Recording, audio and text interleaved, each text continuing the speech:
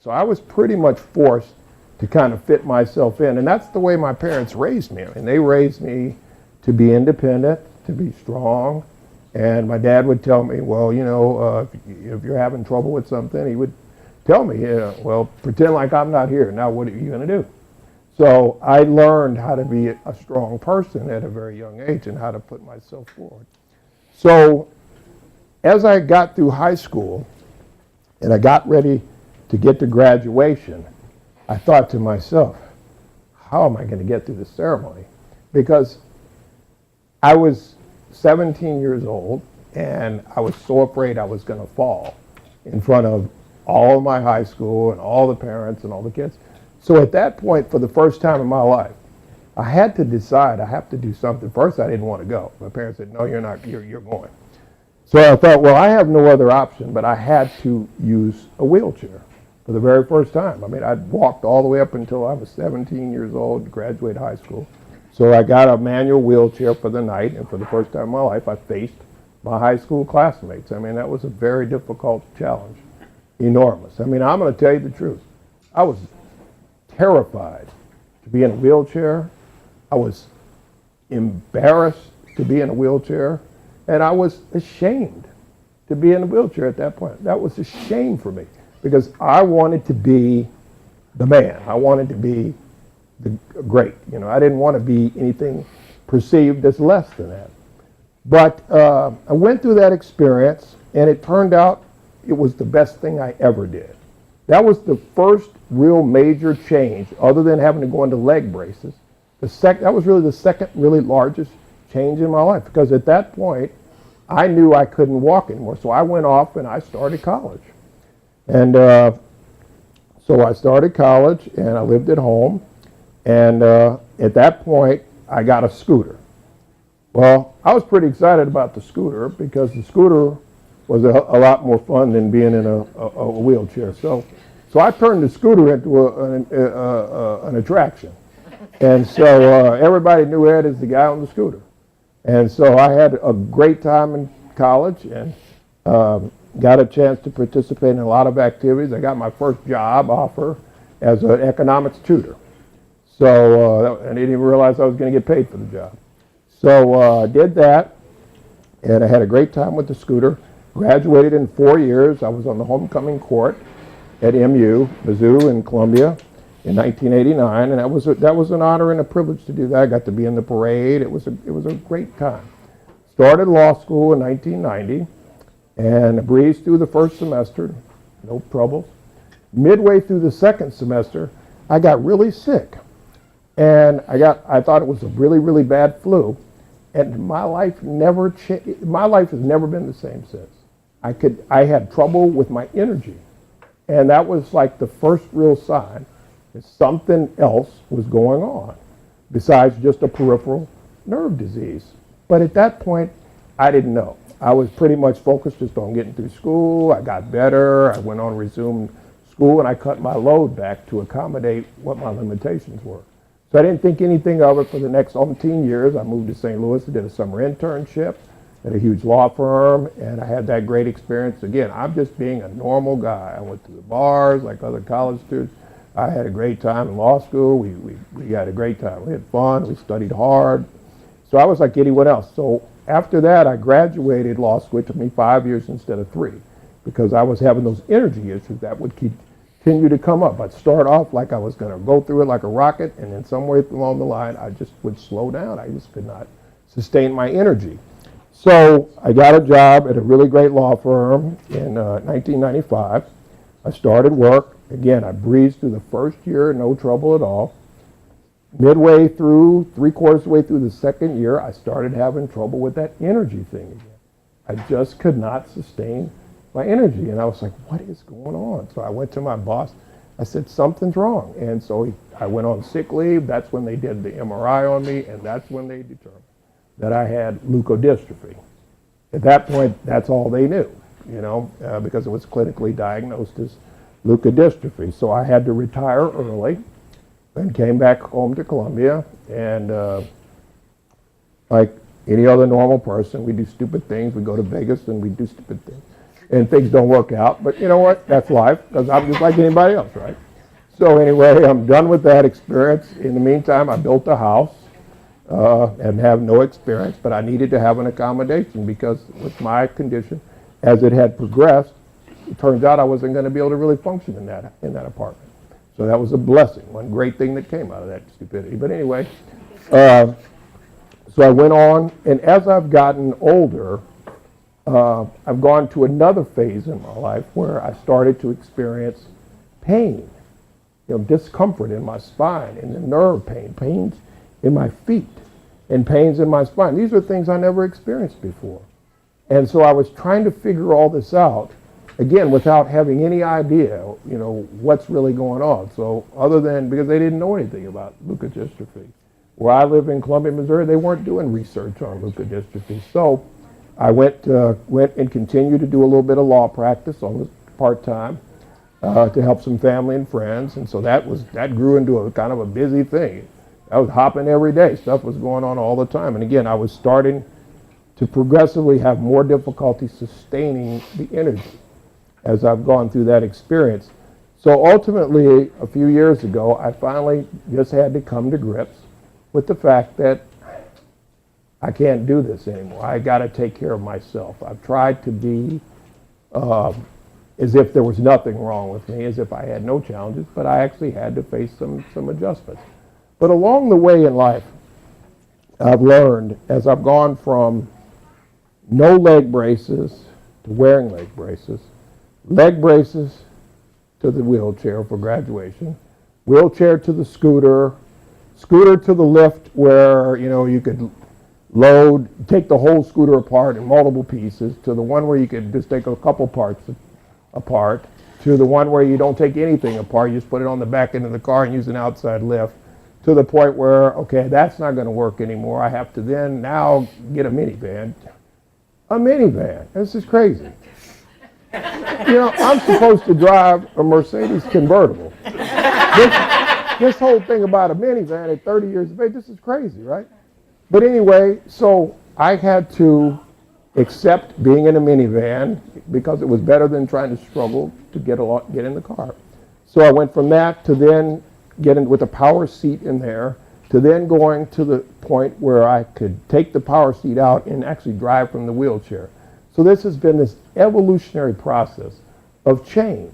But I'm like anybody else. I mean, with this disease, it's tough sometimes. I mean, I have to work extremely hard. Every day is a chore. If I were lazy, there would be no way for me to be here. But with that said, you can have a life with this disease.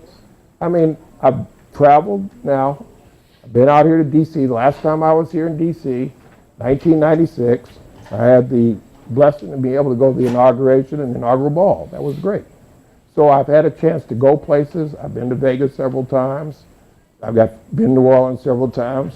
My significant other got me to go on a cruise, and that was great. I'm looking forward to going next year again. And so I've been able to do almost anything that any other person has done with this disease. However, there are adjustments that have to be made, and it's relatively important to be able to negotiate the change in the terms, because it's going to happen. It's going to occur. Things are going to happen. And you just have to make the best of your life. I've made the best of the life that I have been given. And now I'm at an age close to 50, like my other friends that are my age and a little bit older. We're taking care of our parents. We have parents that need support and they need help. And I've got two parents back home. Both of them have health problems. So I'm involved in helping to care for my parents along with my brother. So even though I have LBSL, I'm just like anybody else. I've done some smart things. I've done some not so smart things. I've worked, I've traveled, I've lived, and I have a life. And I encourage any parent or anyone that has the disease to understand, not to be discouraged, because they told me that I wouldn't live past my early 20s. I'm nearly 50, and I'm planning on having a pretty good retirement down the road. Otherwise, I shouldn't be saving. I should just spend every dollar I make. So obviously, I have plans to live, and I've never thought of myself really as anything other than just an ordinary person. I never have. I've never thought that I was different. And in fact, only most recently have I really had to come to grips with reality that, my situation is a little different. And as I've come to understand that, and like I said, just 3 years ago, 3.5 years ago is when they actually suspected that I had LBSL.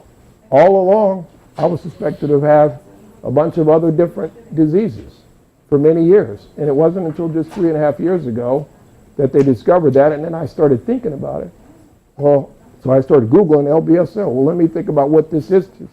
I didn't really think about what was wrong with me. I just figured what I have to do to get along in life and the things I have to do to survive. And that's when I stumbled upon A Cure for Ellie and the website, and I thought, wow, there are other people that have this. And I reached out to Beth through the website, and thank you for responding. It was weird, because I'm like, I don't want to sound like some weirdo, but it's like, I'm 50, I'm not a kid, but I barely have this disease. And I struggle. I have more difficulty with my hands and with my spine and discomfort, and I have to deal with pressure, on my bladder and on my GI system, and that gives me discomfort, in my legs. And that's weird. You go to doctors and say, well, I got a pain in my foot. I think it's related to my GI. They look at you like you're crazy. Oh, you must have irritable bowel. Oh, you must have this. And I've had to work hard to be an advocate for myself. And I think that that's important. And I functioned for all these years in a world where there was no information. I mean, they didn't have the knowledge. There was no MRI technology when I was a kid. So you all are blessed that they understand more about these kind of diseases, and you will be able to do a lot more with it with having that knowledge. I've been in the dark about all this stuff. I had no idea that I had these kind of limitations, and I'm throwing myself upside a wall like a nut, and trying to be, a partner in a law firm, trying to do everything as if I had no limitations. But apparently, you can have a life with it. I'm living proof at age 50. And I'd love to answer any questions that anybody has, because I have learned so much just from living. And I would encourage any parent to allow your child to have a childhood, because that's the greatest thing my parents gave me. They gave me a childhood. I had a life. I have a life. I played, I ran, I did the best I could, and that's the greatest gift, because they can never be taken from you. The fact that I was given whatever day I had, forever long as I live on this earth, I would have been given a great opportunity, and I've made the most of it, and I think that's a great thing, not to deny your child that right, because my parents, we lived in a split-level house. Do you think that they really were worried about a disability? I mean, who lives in a 4-bedroom, 3-bath, split-level house if you think your child's really seriously ill? And I have a younger sister who also has this disease. So it was not in my parents' mentality. And I ask them sometime now, we finally got them to sell the house a couple of years ago. Now they live down the street from me. And I'm like, what the hell were y'all thinking? And I said, Mom, like, what were y'all thinking? Why'd you buy a house with, 2 stories? What were you thinking? And we're like, you know what? We don't know what we were thinking. We just were in denial. So I think that it's healthy to have some measure of deniability, and at the same time be able to cross over and be realistic at the same time. And I think it's a balance to be able to allow your child to function as if they have no limitations, but at the same time to be able to help them to approach and deal with limitations when they become a parent, so in their life. So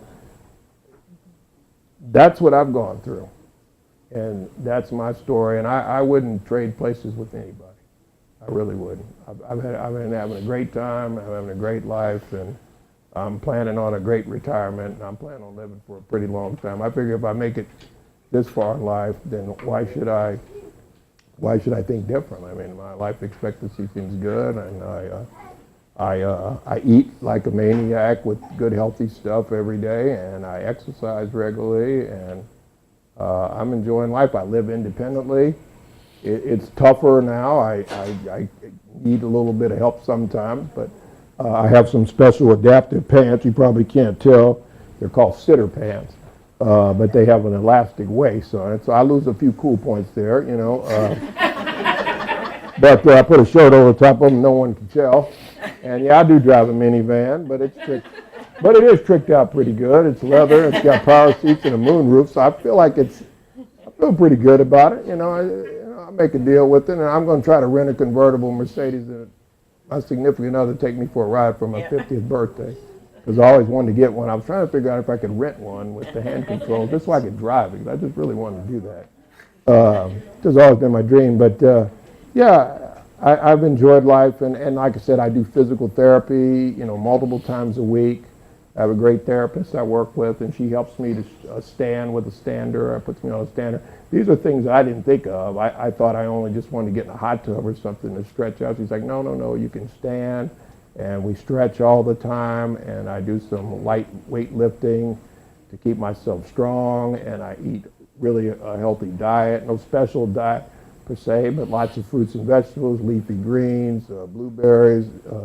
I brought my walnuts with me to every hotel I've stayed at. People think I'm crazy. I come there with a bag of walnuts, but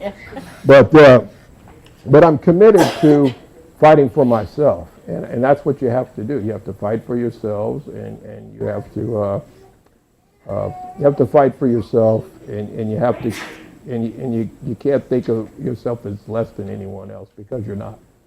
You know, you're not. I mean, now I have a greater life than many people. There are many people that are in the gutter, and they can't figure out which way is up tomorrow. And they see me pass by, and I feel bad for them.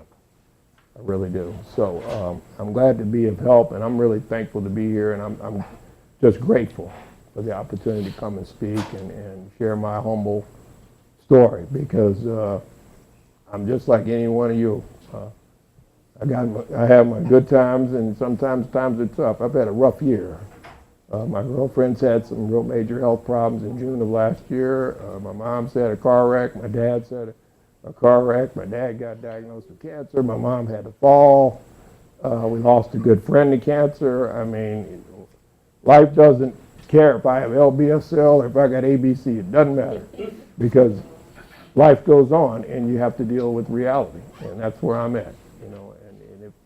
I would love to answer any questions that you all have, because I would like to be a resource for any of you all. Yeah, Beth has a question. Sure. First of all, when you emailed me for the first time, and you said I'm, 40, in my late 40s, and I have LBSL, and I think your message said something effective. I just want to let you know that I have a good life, and that basically you don't have to be afraid. You can have hope. And I remember crying when I was reading your email, and I so appreciate that I didn't think you were weird. Okay, yeah. Well, it's like, how do you reach out to someone online? I don't do this kind of stuff. I appreciated all of your messages ever since. Sure. Because on our online community, I know I can look to Edward because he's been through it, right? Yeah. So if I'm wondering how sleep makes Ellie feel, or lack of sleep, I can ask Edward. He's been through it all. So my question for you Sure. is, and this may be kind of off topic or too personal, I'm not sure. Sure. Have you encountered bullies throughout your life, and how did you deal with that? How did that make you feel? Because I'm real worried about that with my daughter. Let me say this. I've not experienced bullying in the context of, I think, the way that we think of bullying today with online bullying. I've actually, oddly enough, found people to be pretty open to dealing with someone with a disability or kind of a health problem. Now, in my time, there was a real dividing line between being disabled and being able, and that's where the stigma was much worse. So if you had to ride the little bus, oh no, that's a horrible thing. So that's kind of how it was then. But I've seen it all. You know what I mean? I was a kid growing up in South Chicago. I lived in an all-urban environment. Then I moved to mid-Missouri. I was the only black child in school, so I've heard I've heard the N-word, I've heard all kinds of things. So I've experienced a lot of stuff growing up as a kid. But at the end of the day, I've never been treated really poorly that way. If anybody were to treat me poorly, it was for their lack of knowledge or lack of understanding, more so than anything personal as far as bullying goes. I find things a lot more open today for a kid with a disability. I would rather be a kid today than a kid when I was growing up, because back in those days, you had to fight so hard to be anything other than different.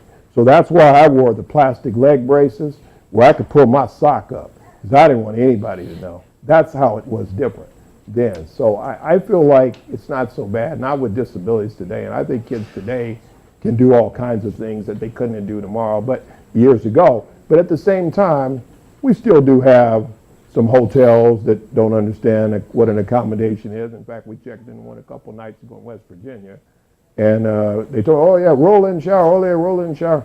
Not, just a tub. So, but not real bullying. No, I don't think so. Yes, sir. Yeah, my name's Duncan. I'm Marco's dad. I thought the thing that I took out listening to you was you said that you were forced to get on and do stuff, and I think you've achieved a lot to maintain your independence. And my fear is if we make too many accommodations and allowances too soon, to lose that opportunity to be independent. And we're getting advice from experts who say you should do this, you shouldn't do that. Right. And you've achieved a lot with no expert advice and you've remained independent. Right. You don't want to be railroaded into serving or minimizing his experiences and his opportunities. You know, you may have a bit of perspective on that. Yes, I do. You know, I do think, you know, that it's very important to try to have your child to be as independent really as possible.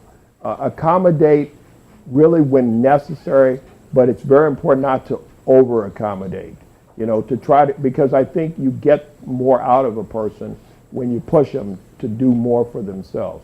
And I do think there's some tremendous, I give my dad credit. I mean, he's a genius in doing that from us. I mean, there were times when I thought, what the heck's he doing? He's a jackwagon. But at the same time, you know, I mean, because that's what you think when you know, your parents think, you know, you think they're wrong, right? But at the end of the day, I think he made me the person that he wanted me to be, and that's a strong, independent person. I think it's so important because you have to think about, and I understand this now, what he means. What's going to happen when your mom and I aren't here anymore? How are you going to make a way for yourself? And that was something my dad taught me many years ago. And I think it pushes you and motivates the child to reach higher too. So I think there's benefit to the child to reach their potential. And I probably, had I been overly accommodated or felt sorry for, I would probably not be the person I am today. So I do think there's some real value in challenging your child to do as much as they can for themselves, but be there to help them, to accommodate them when they can't do anymore. I think that's fine. Yeah. But you will find that from doctors, because doctors thought that I wouldn't amount to much. So that's where it is. I forgot about you over there. Yeah, you forgot about me. Sorry about that. It's because we've been together for 12 years, I guess. Yeah.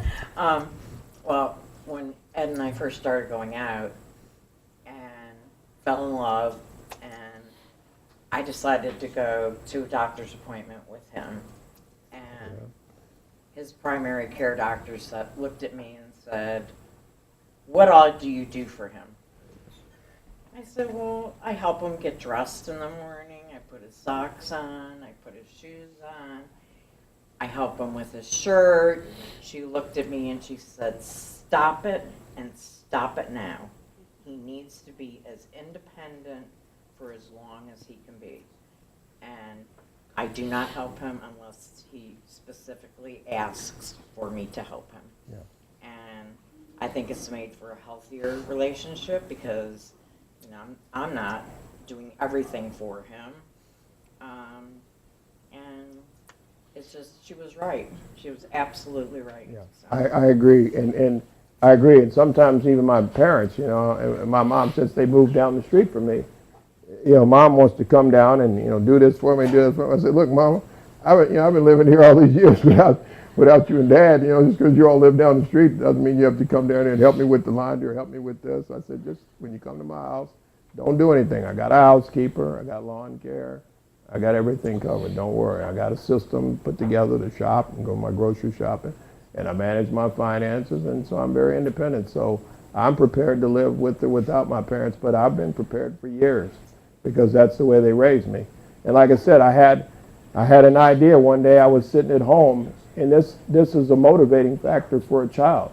I sat one day as a child in my 16 years looking out the window, and I thought, well, I like the life I have now. What am I going to do to have a life of my own? Because I can't afford all this unless I do something. So it motivates you and it challenges you to reach to be a stronger person. And you are going to have your limitations, and that's fine.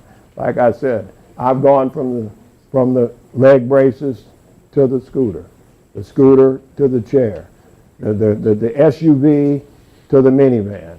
I've went down the turns. I've gone from standing in the shower to 2005. I started thinking, you know what? I'm living by this house by myself.